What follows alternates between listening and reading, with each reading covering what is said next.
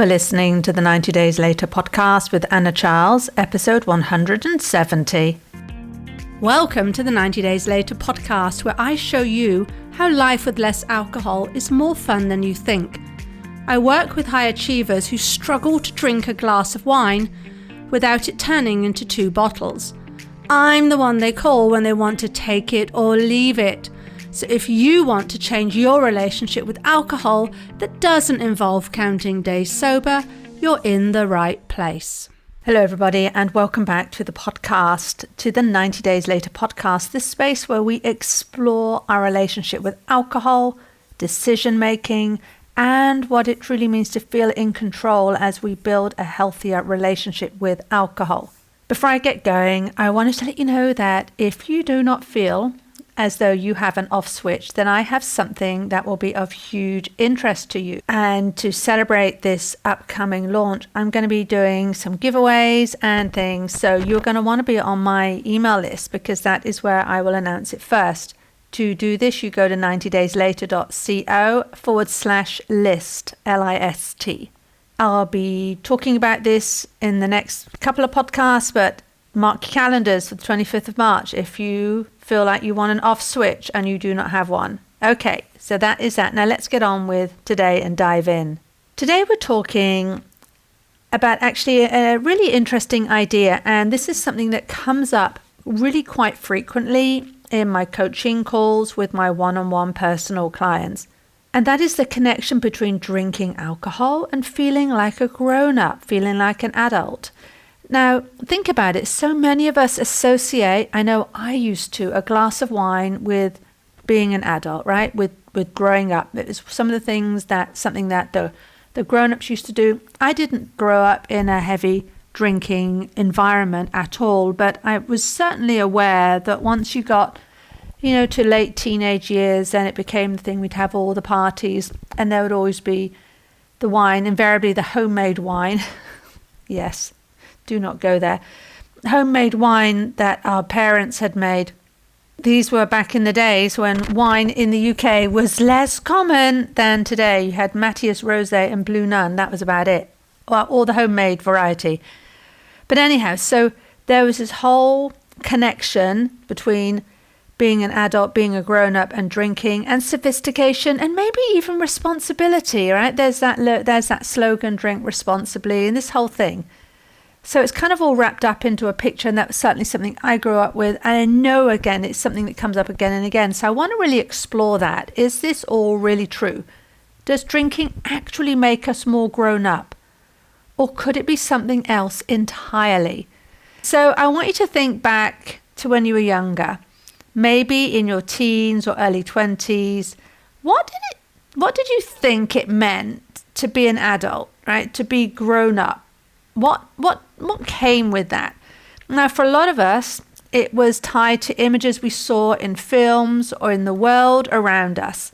You could basically do what you want. That was one of the things, I guess, within reason. That was one of the things I used to think about. And if you consider how alcohol ties into all this, right? It's kind of knitted into each of these pictures. It might be if you're sitting by the fireplace, relaxing after a day at work, there would invariably be in these pictures a deep glass of red wine, or maybe you go into a bar and you'd have a sophisticated cocktail. If you sort of imagine getting married and all the celebrations, there'd be champagne there. So alcohol kind of was always there. It was like always painted into the picture. It's like one of those Where's Wally things, right? There's always a glass of wine in the picture somewhere. So I think for many people, alcohol was not anything alcoholic, wasn't just a drink. It was symbolic. It was a sign of having kind of made it somehow, of being a grown up, right? I'm no longer a kid. But let's fast forward to real life, right? You're at a restaurant. It's chaotic. It's raining outside. You've got your young children there. They're all crying. And then there's children around you at the next table, and drinks are everywhere. And in that moment, right, when you're trying to be good, this is what a lot of us do. We say, right, I'm trying to cut back, so I want to try and be good. But we have all these things going on, right? We sort of view these as external stressors happening to us, And then we have the thought, I'm a grown-up, I can have wine if I want to. People say to me it's a bit like they're rebelling against themselves, right? They like, there's kind of the rebellious side to them. Now, when we think something like, I'm a grown-up, I can have it if I want to, how do we feel? Now, that thought can make us feel powerful, right? It can feel like an expression of independence. I am my own woman. I can do what I want. But here's the twist. If this is you, I want you to ask, who is actually speaking in that moment? Is it your most mature, wise, adult, grown-up self? Or is it someone else entirely? Is it your inner toddler? Let's think about this in a different way. Let's imagine you're at home in the evening, you're finally relaxing after a long day, and you're sitting there with your husband, and the lights are low, and you've created this warm, beautiful, peaceful space. And then out of nowhere, your 4-year-old bursts into the room at 10 p.m. demanding that you play a game of Snap with him. Would you get up and play? I want you to think about that. Would you do that? I would most definitely not, right? This wouldn't compute on many, many levels, but fundamentally one of the ones I would go to is, this is now grown-up time. And we used to have that in our house. We'd have child's time is during the day, and then grown-up time was in the evening.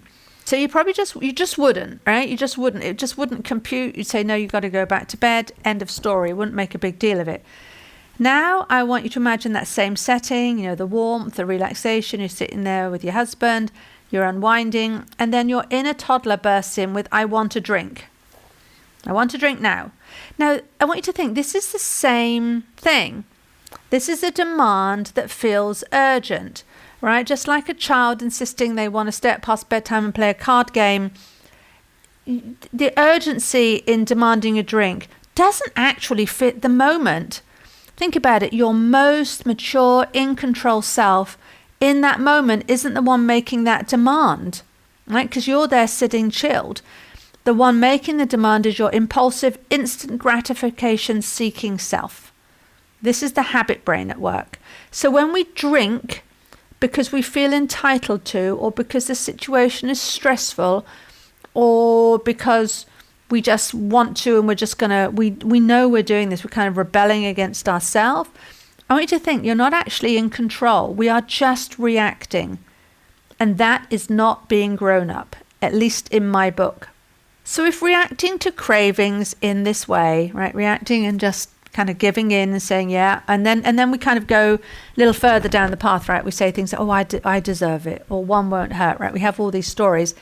But if reacting to a craving and giving in isn't what makes us grown up, what does?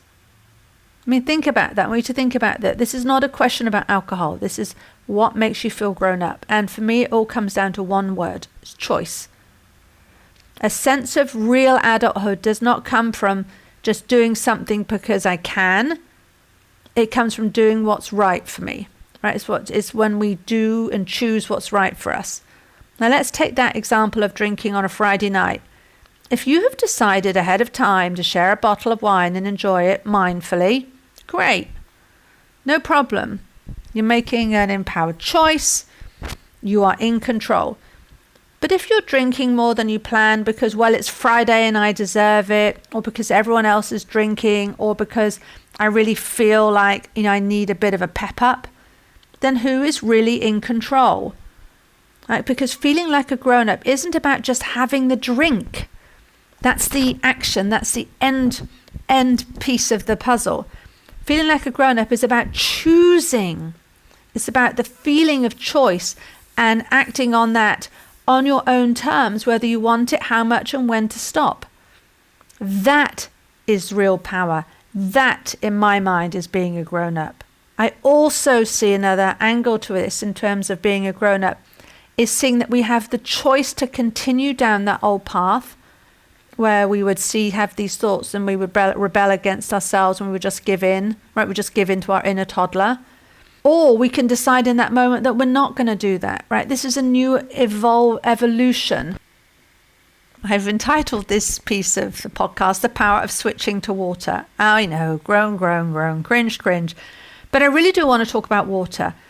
For me, it's kind of the ultimate non-drinking drink. and it can be the most grown-up thing you have. But let me back up a little here, because think about this. This is where we start from. If we start from building up drinking as the ultimate grown-up thing to do, then choosing water can feel kind of boring. It can feel like the kids' thing to do. It's like we're back at the child's table. There's nothing in it for me. But really, let's take an opposite view, if only for the duration of this podcast. I'd like you to consider an opposite view. I want you to imagine that you're at a party, the drinks are flowing, and someone offers you a glass of wine, and you simply say, "Nah, I'm good with this, thanks," and you hold up your sparkling water. And in that moment, you feel completely confident. There is no long explanation, no sense of defensiveness, no guilt.